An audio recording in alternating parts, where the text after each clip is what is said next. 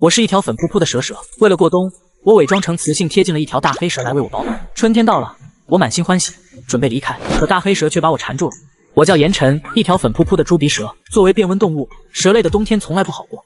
去年的冬雪又早又猛，我差点冻成蛇冰棍，幸好路过的玉米蛇老前辈搭救，传授了蛇族共眠取暖秘术，通过释放友好信息素吸引同伴聚集保暖。你这罕见的粉色准能引来一堆暖宝宝。今年的冬天比去年更冷，我牢记前辈的话，释放了足足的信息素，却连只田鼠都没吸引来。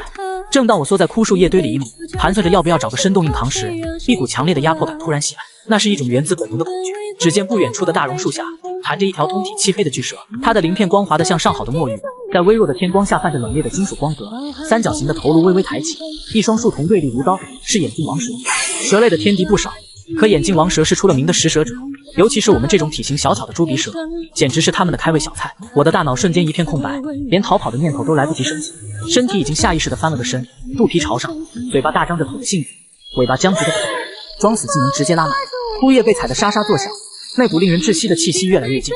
我紧闭着眼，祈祷这招能蒙混过关，毕竟猪鼻蛇的装死绝技在蛇界也是小有名气的。可预想中的撕咬没有到来，取而代之的是一个温热的触感，我被轻轻拎了起来，悬在半空中。粉红色的猪鼻蛇倒是稀奇。我偷偷掀开一条眼缝，哪里还有什么眼镜王蛇？眼前站着一个穿着黑色大衣的年轻男子，眉眼深邃，皮肤白皙，指尖还残留着淡淡的蛇灵气息。这是一条修成人形的蛇妖。别装了，我无意伤你。我本来还想硬撑着装死，可那温热的触感实在太诱人了。作为一条怕冻的变温动物，我根本抵抗不了温暖的诱惑，不由自主地顺着他的手腕缠了上去，把整个身体都贴在他的手背上，贪婪地汲取着热量。倒是条贪心的小蛇。今年冬天太冷了，我可以和你一起过冬吗？心里打着小算盘，他这么暖和，还是条厉害的眼镜王蛇，跟着他修行肯定比找一群普通蛇靠谱多了。你知道人类社会管你这叫什么吗？叫同伴。你这样赖着不走，是想做我的同伴？好呀好呀，那我就做你的同伴。有他在身边，温暖源源不断的涌来。我打了个哈欠，昏昏沉沉的睡了过去。这一觉睡得格外安稳。等我醒来时，发现自己躺在一个毛茸茸的窝里，周围暖烘烘的，完全没有冬天的寒意。我好奇地探出脑袋，打量着这个陌生的地方。这是一间宽敞明亮的屋子，家具摆放得整整齐齐，空气中弥漫着淡淡的檀香，还有那个男人身上的气息。醒了，饿了吧？先吃点东西。我叫子谦，是一条修行多年的眼镜王蛇妖，现在在人类社会做演员。演员是什么？就是在镜头前扮演不同的人。这个叫手机。你看，这里面有我的视频。屏幕上播放着子谦穿着各式各样衣服的视频，表情神态各异，还有人类欢呼的画面。评论区滚动着子谦我要给你生猴子，影帝太帅了的文字。子谦，你明明是蛇，为什么人类要给你生猴子呀？大概是人类表达喜欢的一种方式吧。接下来的日子，子谦教了我很多人类的东西。他给我介绍那个白色的小盒子，说那是空调遥控器，按上面的按钮就能调节温度，冬天再也不用怕冷了。我简直对这个发明顶礼膜拜。要是所有蛇都能用上这个，冬天哪里还需要冬眠啊？他还教我用手机，我学得飞快，很快就会刷视频、查资料。有一次，我突然想起自己是子谦的同伴，便在搜索框里输入怎样做一个好同伴，屏幕上立刻弹出一大堆结果。同伴间要相互取暖，学会这3招，靠谱同伴的10大标准。我看得津津有味，暗暗记在心里。子谦对我这么好，我一定要做些什么来回报他。你怎么把窝挪到我床边了？蛇类的体温调节需要靠近热源呀。子谦的耳朵瞬间红了。少在网上看这些乱七八糟的东西。子谦，你的房间好暖和，能不能让我在这打地铺？我心里偷偷得意，没想到威风凛凛的眼镜王蛇居然这么照顾我这条小猪鼻蛇。住了一段时间，我渐渐觉得无聊了，每天待在家里，除了吃就是睡，偶尔刷刷手机，实在没什么意思。子谦，一个人在家好无聊，你能不能带我出去呀？出门还是人形比较方便。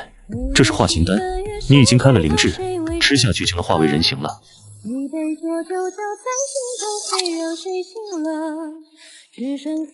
你别急着吃啊，我还没说注意事项。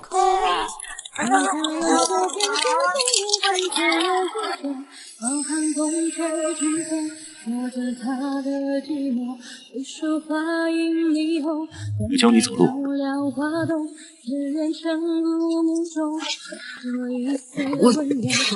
我学会了。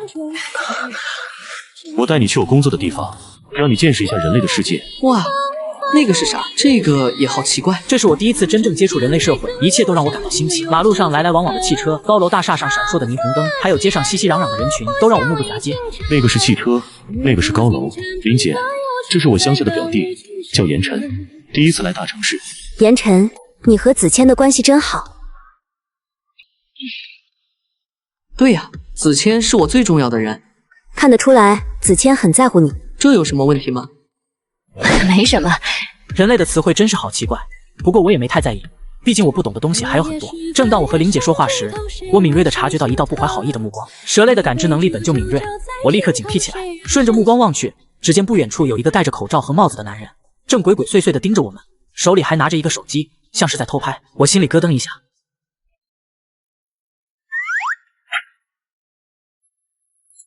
悄悄跟在他后面。你为什么要跟着我们？狗男男，你们同居的照片我已经拍下来了，只要我把这些照片曝光，你们就等着身败名裂吧。你不能伤害子谦，求求你不要曝光他，他是个好人。哼，怕了吧？给我50万，我就把照片删掉，不然我立刻发到网上去。趁他不注意，瞬间变回原形，盘起身体，像眼镜蛇一样抬高头部，发出嘶嘶的警告。蛇？怎么会有蛇？我趁机冲过去，用尾巴勾住手机，然后用力一只听咔嚓一声，手机被掰成了2半。男人吓得魂飞魄散，连滚带爬的跑出了小巷子。我松了一口气，心里却涌起一股莫名的欣喜。我保护了子谦，可没等我高兴多久，一阵寒风刮来，我打了个大大的喷嚏。变回原形后，我没有了衣服的遮挡，体温迅速流失，整个人都快要冻僵了。我得赶紧找到子谦。我顺着原路返回，尽量避开人群，可还是被一个路过的男人发现了。他捏住我的7寸，把我拎了起来。我吓得挣扎，他却一点也不怕，笑着说：“这蛇颜色真少见，小家伙还挺凶。”好在他并没有伤害我的意思，只是把我捧在手里，轻轻抚摸着我的背。这时，一个助理模样的人气喘吁吁地跑来。七少，事情谈了一半，您怎么突然跑了？家里有点急事，我先走一步。男人说着，把我放进了他温暖的衣兜里。衣兜里又暖又暗，我本来还想挣扎，可实在太冷了，不由自主地蜷缩起来，昏昏沉沉地睡了过去。再次醒来时，我发现自己在一个陌生的豪华房间里，秦少正坐在床边，呆看着我，手里还拿着一个盘子。小家伙，醒了，快吃点东西吧。里面放着新鲜的鱼肉和水果。以后就叫你小粉吧，挺符合你的颜色。虽然我觉得这个名字有点幼稚，但看在他给我好吃的份上，我也就忍了。秦少人还不错，没有把我关起来，反而让我在房间里自由活动。他还会给我买各种各样的零食，带我看人类的电视节目，有时候还会抱着我去阳台晒太阳。我心里总是空落落的，时不时就会想起子谦，想起他温暖的怀抱，想起他教我用手机时的耐心，想起他无奈又温柔的笑容。有一天晚上，我趁秦少睡着了，偷偷爬过去拿起他的手机。白天我看到他输密码时瞥了一眼，记住了数字。我用尾巴尖笨拙地解锁手机，输入了子谦的电话号码，只要轻轻一点就能联系到子谦了。可我的尾巴却迟迟按不下去。我欺骗了子谦，我根本不是雌蛇，不能给他当老婆。也许就这样留在秦少家，对我们俩都好。我咬了咬嘴唇，把手机放回原处，心里暗暗下定决心，就这样吧，不要再联系子谦了。本以为我和子谦再也不会见面了，可没想到1周后，子谦竟然找上门来了。这天，秦少正抱着我在客厅看电视，门铃突然响了。秦少开门一看，门外站着的竟然是子谦。子谦看起来瘦了不少，整个人风尘仆仆的，他的目光落在我身上。秦公子，谢谢你照顾我的蛇，现在可以还给我了。秦少皱了皱眉，把我抱得更紧了。陆先生，小粉是我的蛇，你凭什么说它是你的？子谦的语气变得严厉起来。言晨，过来，不要让我再说第2遍。秦少低头看着我，用手指轻抚我的脑袋。小粉，你不认识他对不对？我们不跟他走。言晨，子谦生气了，我心里一慌，下意识地挣脱秦少的怀抱，跳向子谦。秦少想抓住我，却被子谦拦住了。我的蛇就不劳秦公子费心了。还有，他叫言晨，不叫小粉。陆先生，我可以给你钱，你开个价吧，100万、200万，只要你把它卖给我，多少钱都可以。子谦根本不理他，抱着我转身就走。秦少追在后面，不断加价，500万、800万。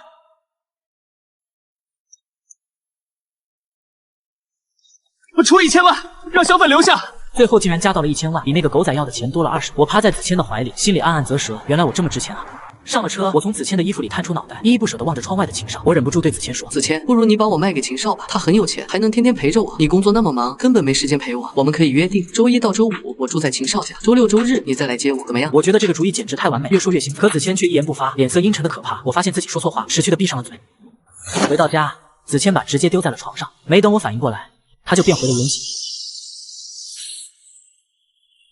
我吓得魂飞魄散，扭头就想跑，可他巨大的蛇身已经缠了上来，把我牢牢地圈在中间，根本无处可逃。不是说要做靠谱的同伴，相互取暖吗？他的声音带着一丝危险的气息，我浑身发抖，抱着一丝侥幸心理。子谦，你只是想和我继续结伴过冬，对不对？他没有回答，只是用蛇身轻轻蹭着我的身体，冰凉的鳞片触感让我有些紧张。突然，他的尾巴勾住了我的尾巴，这是蛇类之间表达信任与守护的方式。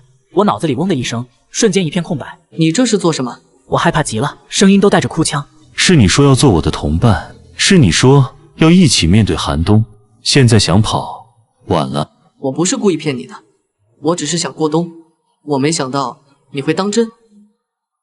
那你为什么要和那个人类待在一起？为什么不主动联系我？你知道我找了你多久吗？你知道我有多担心你吗？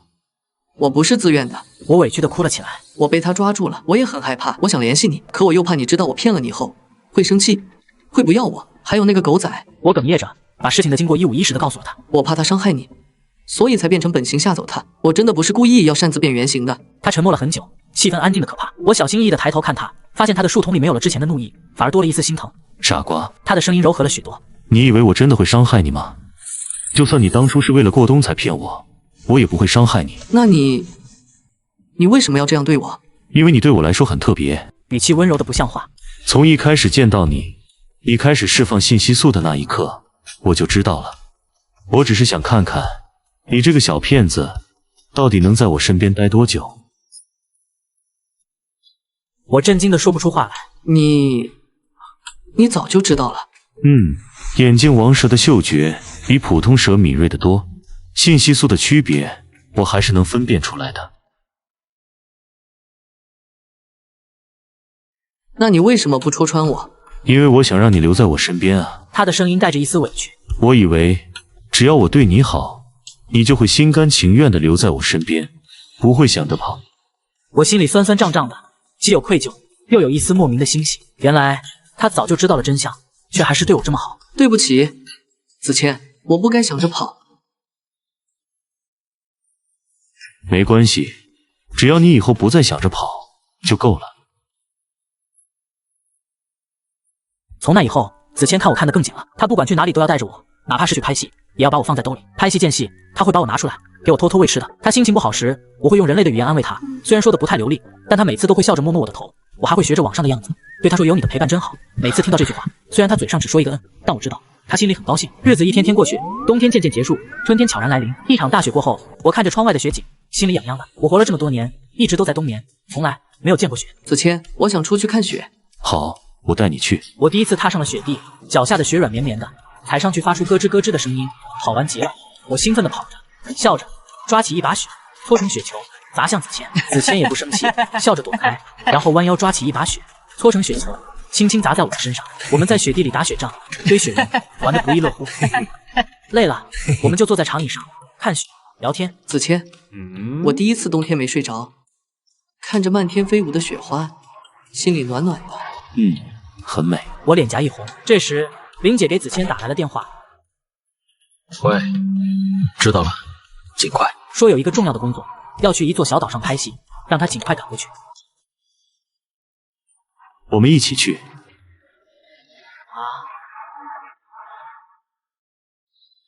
这是我第一次坐飞机，心里既紧张又兴奋。子谦一直握着我的手，安慰我。别怕，很快就到了。到了小岛，我立刻被这里的风景吸引了。湛蓝的大海，洁白的沙滩，清新的空气，还有各种各样我从未见过的植物和动物，简直像仙境一样。子谦带我去了拍戏的地方，这里有很多工作人员，还有不少演员。他们看到我，都笑着和我打招呼，一口一个严晨，好像早就认识我。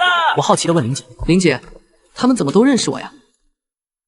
因为你身边站着的人啊。唉，你毫无音讯的那一周，子谦整个人都乱了方寸。我失踪了1周，他很担心我吗？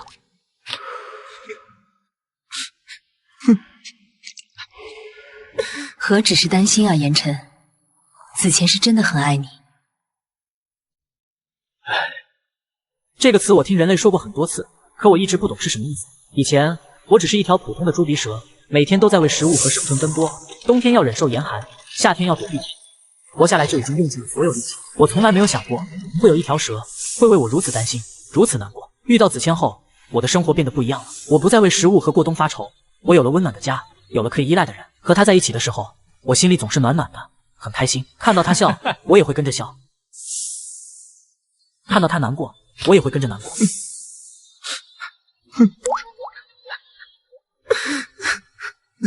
这就是爱吗？第二天，子谦带着我去了拍戏的现场。刚到休息室，就有一个穿着漂亮裙子的女人走了进来。她长得很美，气质优雅，身上带着淡淡的蛇灵气息。她笑着走过来，给了子谦一个拥抱。好久不见。子谦也笑着回应她。妈，你怎么来了？妈，我愣住了，原来她是子谦的母亲。你就是言晨吧？早就听子谦提起你了，果然是条可爱的小蛇。嘿嘿。子谦去拍戏了，休息室里只剩下我和他的母亲。言晨，他坐在我身边，笑着问：言晨，你愿意成为我们的家人吗？我不知道。那你愿意成为他的弟弟吗？可我们没有血缘关系。没有血缘关系又怎么样？亲情不一定非要有血缘。子谦这孩子从小就倔，认定的事情就不会改变。他把你当弟弟，为了你，他推掉了很多事情，还担心你，担心的睡不着觉。我很想成为你们一家人，我怕你们会嫌弃我。我不知道什么是家的感觉，我之前一直一个人到处游荡。从现在开始，我们就是一家人了。家人就是为彼此做任何事情，看到他开心，你也会开心。言晨，勇敢一点。就在这时，子谦推门走了进来，他看到我们在说话，笑着问：你们在聊什么呢？没什么，就在说你小时候的糗事。我先走了。休息室里只剩下我和子谦，他走过来，坐在我身边，温柔地看着我。言晨，我妈跟你说什么了？我抬起头，看着他温柔的眼神，我认真地说：刚才妈妈说我们更像一家人，和你在一起的时候，我感受到了家的温暖。言晨，你说的是真的吗？你真的愿意一直陪着我，成为我的弟弟？你对我来说也是独一无二的。子谦笑得像个孩子。我知道，从今以后，我再也不用为过冬发愁了，因为我有了泽言，有了一个永远温暖的家。我也知道，真正的亲情、友情不分初衷，只要两个人互相珍惜、互相陪伴，就能一直幸福地走下去。窗外的阳光正好，春风拂面，带着淡淡的花香。我们就这样坐在沙发上，开心地聊着天，心里充满了幸福。这大概就是最美好的结局吧。